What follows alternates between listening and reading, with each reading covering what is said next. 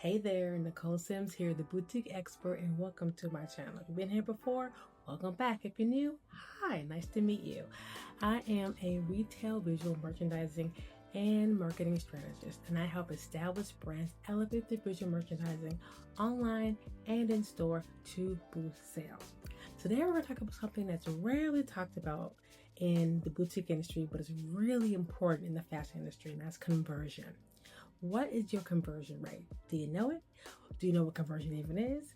Conversion is one of those KPIs or key performance indicators, as I like to call it in the industry, that's really big with big brands. With small brands, sometimes not really talked about in this world and in this space, but it's a really important tool to really understand where you are and how well you're doing in your stores.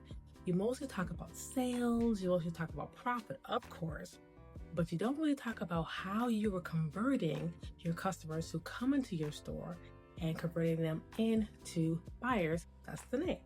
Well, today we're going to talk about how you can know what your conversion rate is and how you can increase it. Because if you're getting a lot of traffic, people are coming to your store, but you look at your bottom line and it's pretty flat, a pretty plateau, or it's actually falling, you need to know what to do to convert that traffic into customers. Stay tuned. This is a common thing I've seen a lot of boutiques that I shop at, as well as my clients. You have a lot of traffic. People are coming in, they're doing a really good job with marketing, a really good job with social media, really good job with advertising. So they're getting a lot of eyeballs on their store and on their brand, but their sales are starting to plateau. Their sales are starting to fall and stay flat, and they can't figure out why. And then I might go to the store, I see it on Zoom, and I walk through and I see, right now I know why. Because their visuals are not up to par.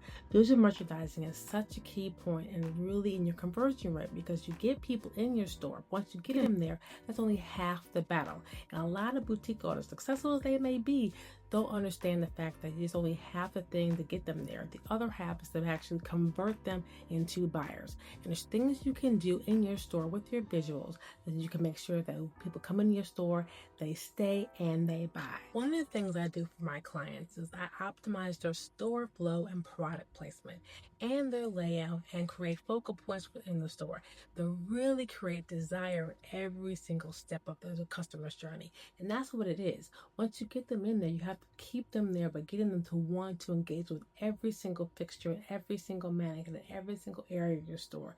And that's really, really key.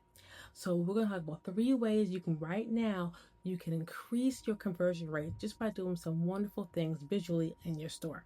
So way number 1 is to audit your floor plan. Step back and look at your floor plan and look at it as a customer, and make sure that the flow makes sense.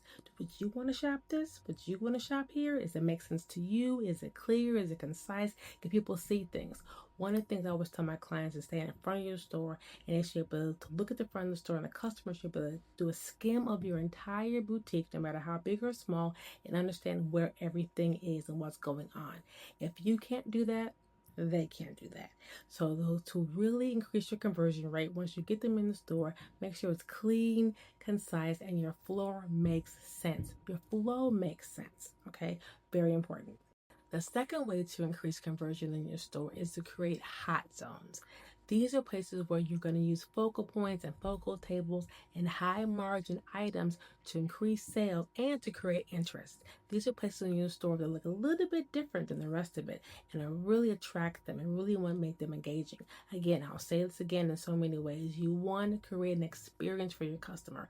You get them in there, now make them want to stay by creating these hot zones throughout your store. It doesn't matter how big or small you are. If you're a small boutique, make sure it's towards the back or towards the corner and really make it something different. Your large boutique creates several hot zones where people can actually go through your store and be immersed. It's really important to create these zones and create these experiences so customers actually want to buy from you, because in your mind, you're a step above the rest.